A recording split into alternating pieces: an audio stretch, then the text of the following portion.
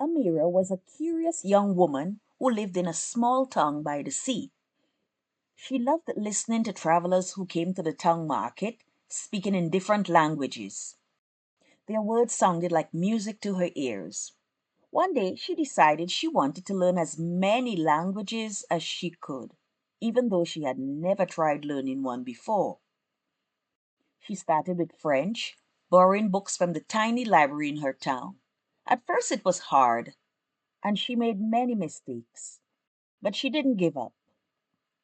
She practiced every day, and soon she could have simple conversations. The first time she spoke French with a traveler, they smiled and told her she sounded like a local. Encouraged, Amira began learning other languages like Spanish and Italian. Each language opened a new door for her, new stories, new friendships, and new ideas. She even started teaching children in her own town the basics of different languages so they could feel the same joy she did. Amira's dream was to visit the countries where these languages were spoken, and one day she saved enough money to travel.